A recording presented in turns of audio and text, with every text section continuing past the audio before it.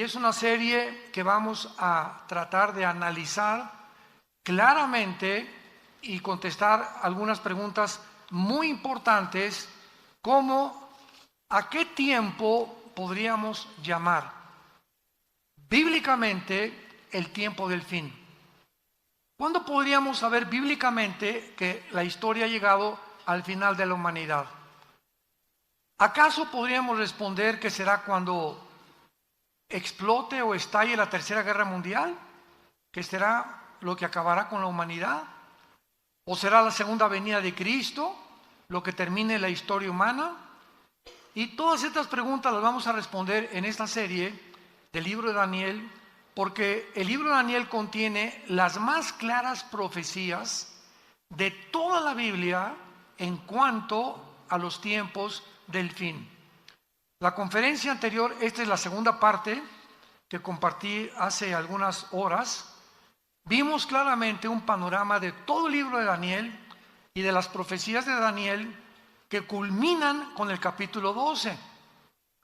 Pero la ventaja de que tú traigas tu Biblia ahorita es que si la abres en el capítulo 11, del 40 al 45, que es lo que antecede al capítulo 12 de Daniel, encontramos que en estos 5 versículos anteriores al capítulo 12 encontramos las guerras final del anticristo, donde él va a enfrentarse con el rey del sur, el rey del norte, posiblemente va a mudar su campamento el anticristo de la zona del Medio Oriente a Jerusalén, porque el capítulo 11 de Daniel termina diciendo que plantará las tiendas de su palacio entre los mares y el monte glorioso y santo, mas llegará a su fin y no tendrá quien le ayude. Vemos pues que el capítulo 11 termina describiendo el anticristo ya en Jerusalén, donde ya tiene sus cuarteles generales, lo que nos indica que no siempre, cuando el anticristo surja, tal vez firme el tratado de paz con los judíos 3 años y medio antes, pero posiblemente él tenga sus cuarteles en Irak o en Siria o en esa región del Medio Oriente. Por alguna razón se moverá a Israel a los 3 años y medio de la semana 70 de Daniel, y a los 3 años y medio llegando a Jerusalén, el anticristo va a entrar al templo judío, que les permitió anteriormente reconstruirlo y meter dentro del lugar santísimo del templo judío una imagen de él que se llama la abominación desoladora. Este término, abominación desoladora, es una imagen que en el capítulo 13 del Apocalipsis se nos explica que el falso profeta va a hacer que el mundo adore esta imagen. Y el momento en que el anticristo introduzca esta imagen suya en el lugar santísimo, desde luego profanando y burlándose ya claramente de los judíos, Cristo dijo en Mateo 24:15, cuando vean la abominación desoladora, hablándoles a los judíos, que habló el profeta Daniel, corran a los montes, porque habrá tribulación como jamás la ha habido en toda la historia. Entonces, el capítulo 12 del libro de Daniel inicia diciéndonos, en aquel tiempo, ¿cuál tiempo? Corresponde al versículo anterior. En el tiempo en que el anticristo se mude a Jerusalén, en ese tiempo que es a los 3 años y medio de la semana 70 de Daniel, se levantará Miguel, el gran príncipe que está de parte de los hijos de tu pueblo. El arcángel Miguel tiene asignada la misión especial y la responsabilidad, el deber de proteger y de cuidar al pueblo judío. Y esta es la razón, y nos da la respuesta de por qué Israel, a pesar de que todos los primeros 5 grandes imperios, desde el imperio egipcio, asirio, babilónico, los medos persas, los griegos y los romanos, 6 imperios, el romano fue después de Daniel, desde luego en tiempos de Juan, 6 imperios que el último romano fue el que lo crucificó, fue el que destruyó Jerusalén y fue el que hizo que los judíos se esparcieran en todas las naciones del mundo, el Imperio Romano. Esto nos habla de cómo es posible que detrás de tanta persecución, este grupo étnico de judíos hayan podido sobrevivir.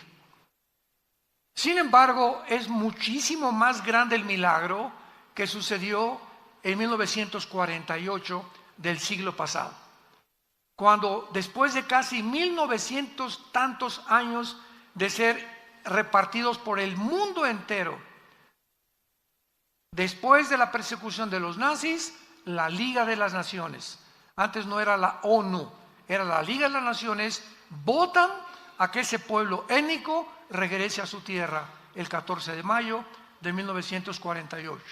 Ante los ojos expectantes e incrédulos de geólogos, antropólogos, estudiosos, historiadores, geógrafos, ¿cómo es posible que nunca este milagro se había visto en la historia de la humanidad?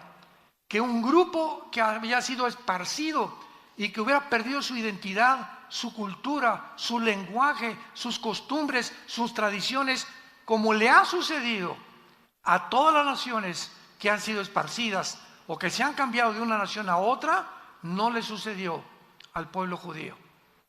Mantuvieron su religión, mantuvieron su idioma, mantuvieron sus tradiciones, mantuvieron su cultura y regresaron en el 48 para fundar más milagroso en un día.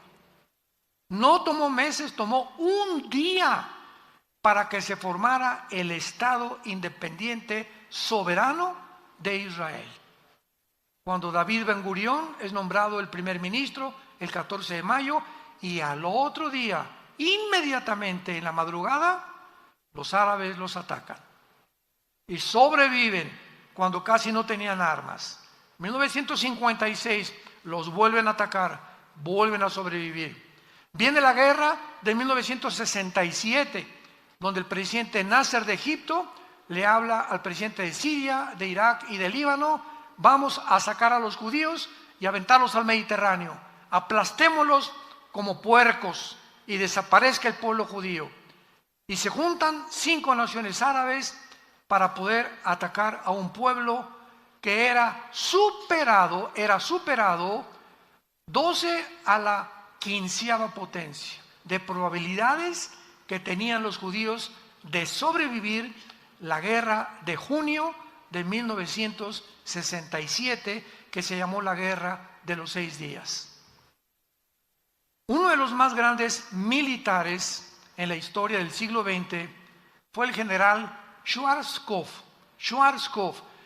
Hay su libro con su biografía de él, la puedes conseguir, y fue el que dirigió la operación en el desierto en 1990-91, cuando se juntaron 29 naciones en una coalición dirigidas por el presidente Papa Bush para sacar a Saddam Hussein de Kuwait, que había llegado a matar a las mujeres, a los niños y apoderarse del petróleo del Medio Oriente, y quería poner de rodillas al mundo entero.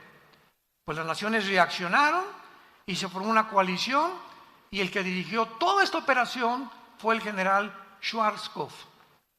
El general Schwarzkopf, cuando leí sus memorias hace algunos años, escribe lo siguiente: yo estudié en West Point, la mejor academia militar en Estados Unidos, y estudiamos las guerras del Peloponeso, las de Napoleón Bonaparte, de Carlomagno, los increíbles avances de Alejandro el Magno, que en casi 10 años conquista todo el Medio Oriente y parte de Europa y África, y todo Gengis Khan, y nunca en la historia de la milicia, escribe el general Schwarzkopf, había habido una guerra tan milagrosa, donde no tenían 0 probabilidades de sobrevivir, como la guerra de los 6 días.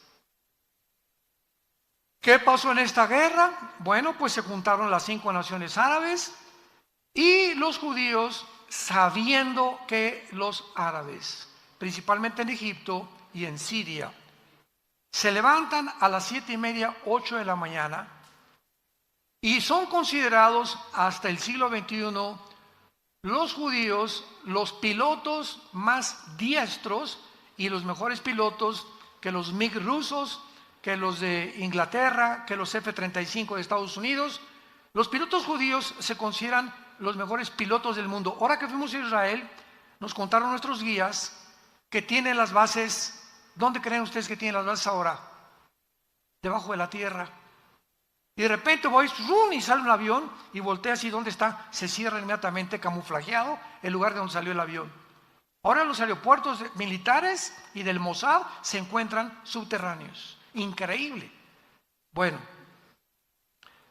se levantan los judíos el 1 de junio a las 5 de la mañana y a las 6 de la mañana se dirigen al aeropuerto de Egipto y bombardean y acaban con toda la aviación egipcia en media hora. Se van a Siria y acaban con todos los aviones de sirios. Se van a Irak y acaban con todos los de Irak.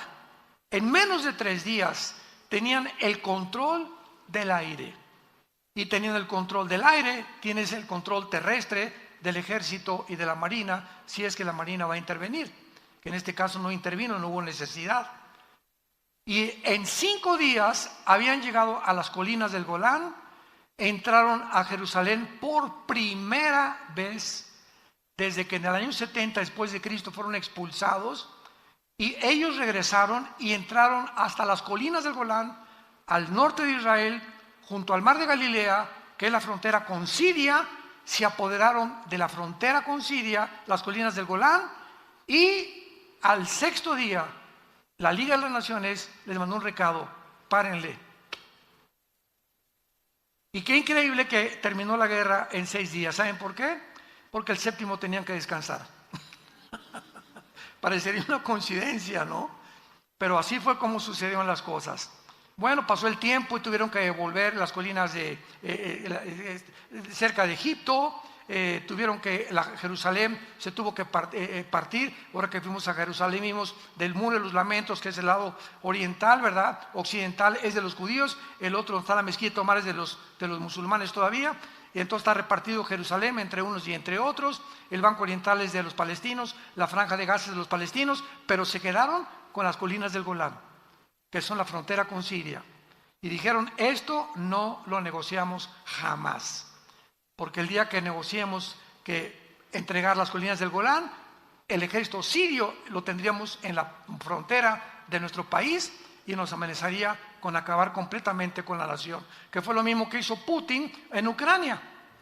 Dice Putin: si entra la OTAN o las naciones de Europa a Ucrania, desaparezca Rusia, porque de Ucrania a Moscú hay 15 minutos en que llegue cualquier misil. Y lo que quería Putin, ¿verdad?, invadir Ucrania para poder impedir que la OTAN entrara, pudieran misiles. Bueno, esto ya es otro cuento, pero es como también si en México y le dice Rusia al gobierno de México o China: vamos a poner misiles apuntando a Estados Unidos. ¿Ustedes creen que los gringos lo van a permitir? ¿Lo van a permitir? Digo, por el amor de Dios. ¿Qué fue en el 1962? Llega Nikita Khrushchev y pone misiles en Cuba apuntando a Estados Unidos. 1962. Y los satélites le dicen al presidente John Kennedy: hoy están los rusos en Cuba apuntándonos con satélites. Esto no puede ser. Inmediatamente John Kennedy habla con Khrushchev: o lo sacas o entramos a la Tercera Guerra Mundial. Duró 2 semanas el conflicto de 1962. Hay películas de esto, muchas de ellas han hecho. Khrushchev, gracias a Dios que se puso las pilas, ¿verdad?, y sacó sus misiles y se evitó desde la Segunda Guerra Mundial una Tercera Guerra Mundial en 1962. Ahora vuelve a suceder con la invasión de Putin en Ucrania, pero esto vemos claramente en la nación de Israel, que de qué forma los judíos han sobrevivido milagrosamente. Y dice la Biblia: se levantará Miguel, el gran príncipe que está de parte de tu pueblo. Ahora, a continuación, el capítulo 12, que culmina con un libro maravilloso que es Daniel. Dice el Espíritu Santo que cuando se levante Miguel, en el tiempo en que el anticristo, versículo anterior, ponga sus tiendas de campaña o sus cuarteles generales en Jerusalén, será tiempo de angustia. Es muy importante a todos ustedes que les gustan las profecías, porque la palabra angustia se traduce en todo el libro de Daniel, en Jeremías y en Isaías, con la palabra Sarah, con T-Z-A-R-A-H, Sarah, que es y siempre relacionado con los 7 años de la tribulación. Veamos un ejemplo en el libro de Jeremías, capítulo 30, versículo 7. Cuán grande es aquel día, tanto que no hay otro semejante a él. Tiempo de tzará, tiempo de angustia para Jacob, pero de ella será librado. Vemos aquí claramente que este tiempo de angustia es para, no la iglesia. Jacob representa a Israel, que fue el papá de las 12 tribus. Entonces, el tiempo de las 70 semanas está destinado a Israel, no a la iglesia. Es una de las tantas evidencias que la iglesia no atravesará la tribulación. Entonces, es importante todos estos puntos y todos estos detalles, porque el tema de la gran tribulación o el tiempo de angustia mencionado aquí es un tiempo continuamente usado por los profetas y todos sin ninguna excepción. En el Antiguo Testamento, cuando oigas el día de Jehová, el día de la ira de Jehová, el día terrible de Dios, el día del Señor, todos estos términos se refieren al tiempo de angustia que se está mencionando en el capítulo 12, versículo 1 del libro de Daniel. Y Cristo en Mateo 24, versículo 15 al 21, manda esta advertencia a los judíos y les dice: cuando vean ustedes la abominación desoladora, cuando el anticristo vean que se mete al templo, en este momento huyan a los montes. Mateo 24, 15 al 21, porque será tiempo de gran tribulación como nunca jamás lo ha habido desde entonces. Y luego dice en el Evangelio de Lucas, capítulo 21, versículo 34, mirad también por todos ustedes, que sus corazones no se carguen de glotonería y embriaguez y de los afanes de esta vida. Y venga de repente sobre vosotros aquel día. ¿Cuál es aquel día? Se le llama día de 24 horas, hay días de un año, para Dios 1000 años es como un día, etcétera, etcétera. Aquí está refiriéndose a todo el tiempo de la tribulación. Porque como un lazo vendrá sobre todos los que habitan sobre la faz de la tierra, velad pues en todo tiempo, orando para que sean tenidos por dignos de escapar de todas estas cosas que vendrán y de estar en pie delante del Hijo del Hombre. Dice el versículo 25, habrá señales en el sol, en la luna, en las estrellas, en la tierra, angustia de las gentes confundidas a causa del bramido del mar, o sea, de los tsunamis que habrá, desfalleciendo los hombres por el temor.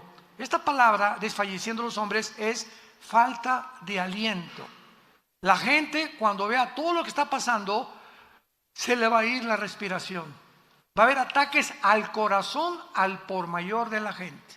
No van a poder creer lo que están viendo con sus ojos. Desfalleciendo los hombres por el temor y la expectación de las cosas que vendrán sobre la tierra, porque las potencias de los cielos serán conmovidas. Todo este tiempo de angustia, de tribulación, el día del Señor, el día de Jehová, gracias Señor que la iglesia no estará aquí, o por lo menos los que trajeron su Biblia esta mañana.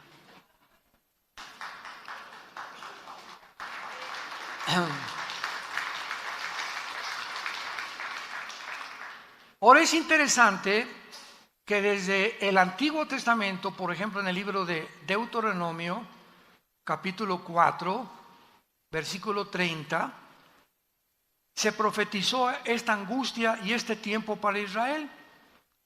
Y dice, cuando estuvieran en angustia, la misma palabra, Sará, que se usa en Daniel 12:1. Cuando venga este tiempo de angustia, que no era tan claro cuando escribió Deuteronomio, y te alcanzaren todas estas cosas, sí en los postreros días. Esta palabra en el hebreo, a los que les guste apuntar, apúntala, porque será la palabra clave en el libro de Daniel. Acharit, como suena con CH, Acharit, Yom con Y, que se traduce postreros días o los últimos tiempos. Esta profecía está claramente detallada y apunta al final de la historia de Israel. Y les dice Moisés, cuando en aquel tiempo de angustia les alcance todas estas cosas, y si se volvieran a Jehová su Dios y oyeren su voz, porque Dios misericordioso es, no te dejará, ni te destruirá, ni se olvidará del pacto que les juró a sus padres. Dios les dice con muchos años de anticipación a los judíos, viene un tiempo para ustedes peor que el de los nazis.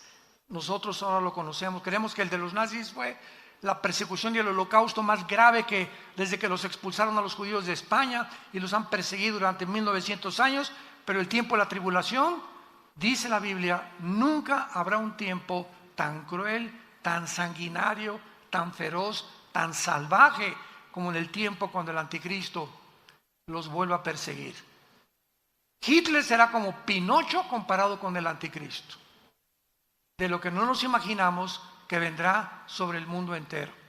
Y desde aquí se les advierte, si ustedes en ese tiempo se vuelven a mí, los voy a salvar. Y esto lo vemos claramente en Isaías capítulo 29, también en el Antiguo Testamento,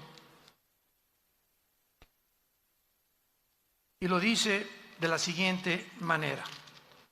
Perdón, es Isaías capítulo 1.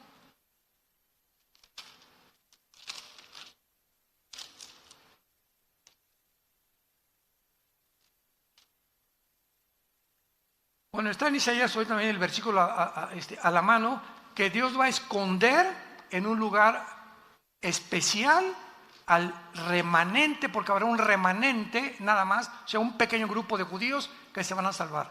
Todos los demás judíos, igual que los gentiles en esta época, se van a condenar. Los que no hayan puesto su esperanza en el Hijo de Dios. Y vemos nosotros claramente también aquí, ¿verdad?, que entonces todos estos pasajes que hablan de la tribulación también se mencionan en el Nuevo Testamento. El apóstol Pablo en la segunda carta a los Tesalonicenses, segunda carta a los Tesalonicenses capítulo 2, versículo 8, hablando de este tiempo, escribe Pablo: y entonces se manifestará aquel inicuo, que es el anticristo, a quien el Señor matará con el espíritu de su boca y destruirá con el resplandor de su venida. Inicuo, cuyo advenimiento es por obra de Satanás, con gran poder y señales y prodigios mentirosos, y con todo engaño de iniquidad para los que se pierden. ¿Quiénes van a ser engañados? Todos aquellos que van a perderse en el infierno. Todos los seres humanos, millones de seres humanos, se burlaron de Dios, nunca quisieron aceptar a Cristo, quisieron independizarse ellos. Yo voy a hacer mis 10 mandamientos, no tengo por qué someterme a ese Dios, yo soy Dios, yo puedo crear realmente el mejoramiento de mi familia, de mis hijos, etcétera, etcétera. Entonces, estas personas van a ser engañadas. Yo les contaba hace algunos momentos que mi esposo y yo vimos un video que nos conmovió tanto. En una ciudad de Estados Unidos se juntaron como 30 o 40 ciclistas encuerados de los pies a la cabeza, ni tangas tenían los hombres, encuerados 100% en bicicletas, en un desfile del orgullo. Y dices, bueno, Dios mío, claro que es una bola de psicópatas, ¿verdad? O sea, ya no, a más locura no se puede llegar. Pero lo que nos conmovió el corazón es el público sentado con sus niños. Increíble que la gente llegue el momento de aceptar algo inconcebible hace algunos años como normal. Increíble. Hay un poder engañoso ya operando en el mundo, en las mentes de los seres humanos, donde ven algo asqueroso, algo que lastima a los niños para toda su vida y lo aceptan como algo normal para no ir en contra de la corriente, porque si el mundo dice que es normal, para mí es normal entonces, y el mundo se convierte en mi Dios y no su palabra, ni el Dios y Padre de Jesucristo. Y estamos en el tiempo, santos de Dios, en el que Dios te va a probar, a ti y a mí, para ver si es cierto de qué calibre estás hecho. Y cuando vengan esas tentaciones, que tú comiences a darte cuenta que comienzas a probar esto y poner en tu trabajo y en tu escuela para no ir en contra de la mayoría, comienzas a unirte a ellos bajo esas densas tinieblas bajo las cuales están, sin darte cuenta que al aceptarlo te metes a las mismas tinieblas y tu entendimiento queda enceguecido para siempre. Pablo llama en Romanos 1 mentes reprobadas. ¿Qué significa en el griego? Mentes, personas que ya no distinguen, ya no disciernen entre el bien y entre el mal. Ya no saben definir qué es una mujer. Increíble. Ya no saben definir lo que es un hombre. Ya no saben qué es un matrimonio. O sea, más locura no puede haber. Cuando ya perdemos la razón, la conciencia, la lógica, el sentido elemental, y donde ya comenzamos a pensar cosas que la energía satánica está operando en el mundo entero.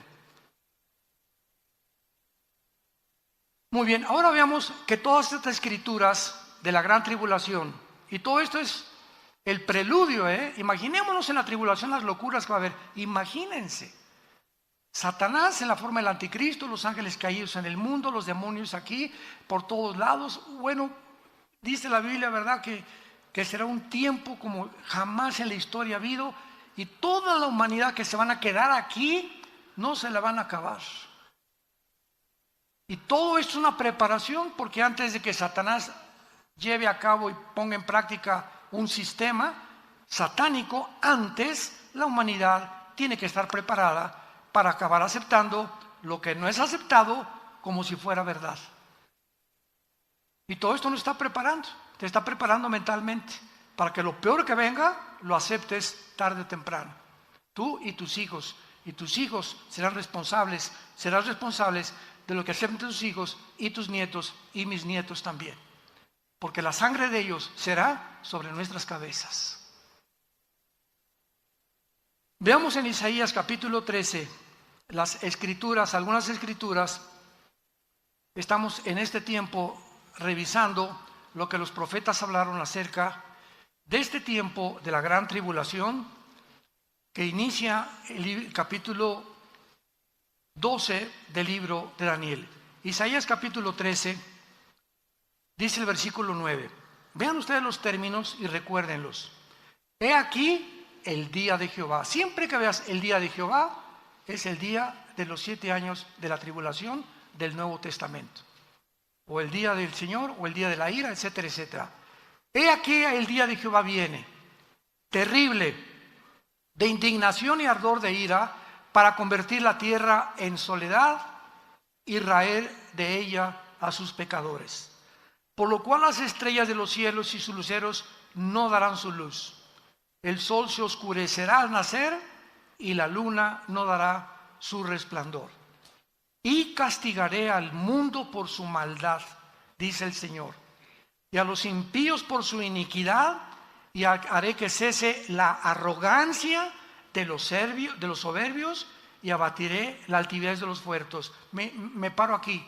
¿Por qué Dios escoge un pecado en particular para atacar y condenar ese pecado en el tiempo de la tribulación? Y el pecado que Él escoge es la soberbia.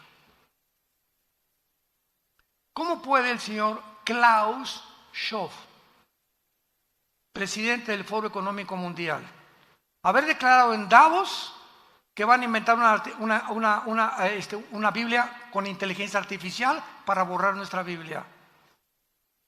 Va a salir la Biblia gay a finales de este año, eliminando todos los pasajes que hablan de la homosexualidad. ¿Cómo puede el consejero de Klaus Schwab, director del Foro Económico Mundial, Noah Harari, un judío, decir esto? La Biblia no es un mito, Cristo nunca vino al mundo, no existe, seremos dioses. La tecnología y la genética nos ayudarán a crear, escuchen estas palabras, una super raza humana. Digo, esto es lógico porque desde hace cuánto que se promulgó la teoría de la evolución, más de un siglo, por Carlos Darwin. Y si llegamos a la conclusión, al aceptar la teoría de la evolución, que somos amibas, que no hay un creador, que todo es un accidente, y que entonces lo único que necesitamos es un mejoramiento evolutivo, y hemos llegado ahora con la ciencia y la tecnología, nos van a ayudar a evolucionar a un nivel superior. Pues es lógico que habiendo creído una mentira, dé paso a otra mentira y la mentira a otra y otra, y se vuelve una torre de Babel hasta que inunda el mundo entero de mentiras y la humanidad llega al siglo XXI a creerlo, que podemos mejorar la raza con la genética y la tecnología moderna. A esto hemos llegado, listo. Abatiré la altivez de los fuertes. ¡Qué soberbia! Le creyeron la mentira de Satanás a Eva en el huerto del Edén. ¿Cuál fue la primera mentira que lanzó Satanás? Serán como dioses. No necesitas leyes, no necesitas a nadie, tú eres Dios. Tú puedes ser el jefe de tu familia sin consultar a Dios. Tú puedes saber educar a tu esposa y a tu esposo. Ustedes pueden saber educar a sus hijos sin la ayuda de Dios. Pueden gobernar sin la ayuda de Dios. Pueden penetrar en las profundidades de la ciencia y los secretos de la ciencia que están saliendo ahorita, y una vez que los descubrimos se vuelven en monstruos contra nosotros, y la ciencia nos ayuda a crear monstruos, una raza híbrida. ¿Qué es lo que están haciendo y lo que están formando? Y entonces la ciencia deja de ser ciencia y se convierte en ciencia ficción. Porque lo que es ciencia ficción, eso no es ciencia. Si algún ginecólogo, algún genetista, algún biólogo me llega a decir, con sus credenciales y sus doctorados, que se puede crear una raza superior, ¿verdad? Le digo, ¿de cuál fumaste, compadre? Ni siquiera un viaje de LSD que hicieron los Beatles puede afectar la mente tanto como estos locos. ¿De dónde pueden ellos llegar a creer eso? Que el hombre no es hombre, es mujer, y que la mujer se puede hacer hombre y el hombre se puede hacer mujer, y que ya no hay géneros. Esto ya no hay palabras para describirlo. Dice el versículo 13, porque haré estremecer los cielos y la tierra se moverá de su lugar en la indignación de Jehová de los ejércitos y en el día del ardor de su ira. ¿Cuándo será esto? En los tiempos de la tribulación. Y se levantará Miguel. En ese tiempo Miguel agarra todo el ejército listo para enfrentarse con los ángeles y Satanás. Apocalipsis capítulo 2. Y vendrá una guerra cósmica en el cielo, mientras aquí abajo hay una guerra en el mundo queriendo todos huir de Dios. Veamos otro pasaje de las Escrituras en Isaías 24. Esto está increíble. Isaías 24. Estos pasajes que estamos describiendo el tiempo de la tribulación fueron escritos hace 2000, apúntalo en tu Biblia, 700 años. El libro de Isaías, ahora que fuimos a Israel, entramos al Museo del Holocausto y nos enseñaron los rollos del Qumran, que en 1947-48, cerca del Mar Muerto, descubrieron unos esenios, es un grupo, una secta que se formó en Israel, en unas jarras de barro, y ahí está el rollo de Isaías, así como está en los rocos, exactamente como lo tenemos, y rodea todo el Museo del Holocausto. Ahí está escrito originalmente, tal como se encuentra aquí.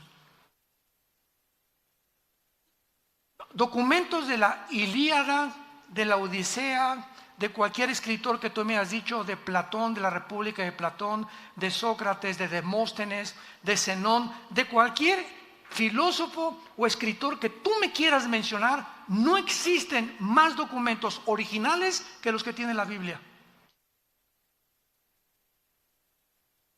No, la Biblia es hecha por hombres, no saben ni lo que estás diciendo. ¿Quién te lo dijo? Mi maestra de secundaria, con razón. Con razón, comenzamos a creer todo lo que dicen los noticieros, porque el ataque es contra la palabra de Dios y comienzan a hablar cosas que ni siquiera saben. Dice Isaías 24, versículo 3 en adelante. Escuchen esto, la tierra fue escrito hace 2700 años, enfatizo. La tierra será enteramente vaciada, completamente saqueada, porque Jehová ha pronunciado esta palabra. Se destruyó, cayó la tierra, enfermó, cayó el mundo, enfermaron los altos pueblos de la tierra, y la tierra se contaminó bajo sus moradores. ¿Por qué? Vean las tres causas. Número 1, porque traspasaron las leyes. 2, falsearon el derecho. Y 3, quebrantaron el pacto sempiterno. Por esta causa, la maldición consumió la tierra y sus moradores fueron asolados. Por esta causa fueron consumidos los habitantes de la tierra y disminuyeron los hombres. Número 1, hemos traspasado las leyes de Dios. Génesis capítulo 1, primer página de la Biblia. La uva va a producir la semilla que tiene, uvas, no naranjas, ni papayas, ni chabacanos, uvas, porque el conocimiento y la información, dice Dios, que le puse a la uva, contienen los nutrientes y los minerales que no tiene la de la naranja ni la de la manzana. Las manzanas van a producir de acuerdo a las manzanas. Los perros siempre serán perros y nunca se va a cruzar un perro con una gata, porque el ADN del perro es diferente al de la gata. El rinoceronte no se puede cruzar con la yegua, ni el camello con un chivo. No mezclen nunca jamás las semillas. Desde antes que en 1860 Mengele comenzara a descubrir las herencias o la ley de la herencia, hasta 1954 del siglo pasado, el doctor Crick y el doctor Watson les dan el premio Nobel de Medicina por descubrir la molécula del ADN, el ácido desoxirribonucleico. Cuando leen esto, yo siempre lo dije, si Carlos Darwin hubiera conocido precisamente el ADN que está en las células, nunca hubiera escrito el libro El origen de las especies, que es la aberración más grande de la literatura que existe. Y ya Dios lo había establecido, pero comenzamos ahorita ya a cruzar vampiros con murciélagos, con palomas, y el chivo con un perro, y una oveja con un chivo, y estamos comenzando a producir mezclas, y siempre una mezcla entre dos ADN produce un híbrido. Cruza un caballo con una burra, ¿qué nace? Una mula, y las mulas son híbridas porque violaron las leyes de Dios. Por esta maldición viene sobre el mundo. No le eche la culpa a Dios, somos nosotros los que nos hemos creído dioses y podemos nosotros creer que podemos manipular la genética a nuestro antojo. Hemos falseado el derecho, ya no hay justicia en ningún lado. Los niños son traficados. Las Naciones Unidas, que es la institución que desde 1946-47 se formó para poder realmente traer respeto entre nación contra nación y poder defender los principios morales y éticos de las naciones, se convierte en el gran enemigo de las naciones, tratando de decretar la pedofilia como algo legal. Hemos falseado el derecho. Y hemos quebrantado el pacto sempiterno. ¿Cuál es el matrimonio? ¿Cuál es la institución más santa, más sagrada que existe en la Biblia? El matrimonio. No hay institución más santa y más sagrada que el matrimonio, porque es el vínculo y el bastión de toda sociedad. Las naciones están formadas por familias. Y cuando la familia es destruida y cuando ya son 2 hombres y 2 mujeres los padres de los niños, es cuando decimos, hemos quebrantado, nos hemos vuelto locos de creer que puede funcionar. Y finalmente les doy una estadística que les va a poner los pelos de punta, y es la siguiente. No lo dice la Biblia, lo dice los doctores de psiquiatría y psicología en Los Ángeles, California y en Nueva York. Escuchen esto. El 65% de las personas que se han hecho operaciones de cirugía para cambiarse de sexo o los transgénero se han acabado suicidando. El 65% de un ser humano que cree que no es lo que Dios lo creó, porque si tengo el cromosoma Y, soy varón. Y si mi mente me dice que no soy lo que mi biología y mi genética me dice, es porque mi problema no es físico, mi problema es mental. Traigo aquí tornillos flojos, aflojados por demonios que quieren robar mi identidad y decirme que no soy lo que Dios me creó. Y ese cambio entre mi mente y la genética hacen que se vuelva produzca una chispa en mi cerebro y en mis neuronas que me acaban finalmente volviendo loco para quitarme la vida. Porque acabas sabiendo que ya no sabes ni lo que eres. 65% de los transgéneros se quitan la vida. Vivimos un mundo cruel, un mundo ciego, un mundo en tinieblas, donde la luz está aquí en la palabra de Dios. Porque de tal manera amó Dios al mundo que ha dado a su Hijo unigénito, para que cualquiera de ustedes que en Él crea no se pierda, mas tenga la vida eterna. Mas Dios muestra su amor para con nosotros en que siendo aún pecadores, Cristo murió por nosotros. Despreciado y desechado entre los hombres, varón de dolores, experimentado en quebranto. Como que escondimos de Él el rostro, fue menospreciado y no lo estimamos. Le pusieron espinas en la cabeza y clavos en los pies. Y a los 3 días abrió la tumba para decirnos, yo soy la resurrección y la vida. Tu vida no va a acabar en la tumba, ni cuando te cremen. Tu vida después de la tumba sigue continuando y solamente hay 2 lugares: te reunirás conmigo o te condenarás eternamente. Y nunca digas que yo te condené. Como decíamos ahora que estábamos en Israel, decía el guía, si alguno nos bajamos del camión a un Belén, por ejemplo, y ahí está la hermana Chole comprando y el camión se fue, nunca diga, la dejamos, ella se quiso quedar. No me echen la culpa, dijo el guía. Y así es Dios, como dijo una viejita un día, Dios no manda a nadie al infierno, porque es un Dios bondadoso y misericordioso. Le dije, amén, amén, amén. Ellos se van solitos.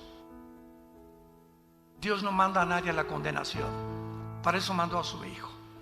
Él no quiere que te pierdas, quiere salvar tu familia, tu matrimonio y tus hijos. Pero tenemos que obedecer el Evangelio de su gracia. Padre, te damos gracias en esta mañana por tu preciosa palabra. La única luz que tenemos, nada hay torcido ni perverso en ella. Toda ella es recta al que entiende y razonables a los que han alcanzado la sabiduría. Aún en nuestra vejez estaremos fuertes y vigorosos y daremos fruto, para anunciar que tú eres la fortaleza de nuestra vida. Y aun cuando los muchachos corren y se cansan, los que esperamos en ti tendremos alas y nuevas fuerzas como el águila. Simplemente porque obedecemos y hemos creído que tu palabra es verdad. En esta mañana muchos de ustedes que nos ven a través de los medios de comunicación que no tienen a Jesucristo, que en esta mañana Dios te ha hablado y te ha dicho que tal vez pueda ser que es la última vez que Dios te habla. Ábrele tu vida a Jesús con estas palabras: Señor, perdona mis pecados. Sé que mi vida no te agrada y he vivido en un mundo de tinieblas, de desobediencia, de ansiedad, de estrés, de falta de esperanza. Mas ahora creo que tú resucitaste entre los muertos y te pido que entres a mi vida en este instante como mi Señor y Salvador. Creo que con tu sangre en la cruz pagaste toda la cuenta de todos mis pecados y nunca tendré suficientes palabras para decirte gracias. Gracias por tan grande salvación. En el nombre de Jesús. Amén. Dios bendiga su palabra. Los cielos y la tierra pasarán, pero mi palabra permanecerá.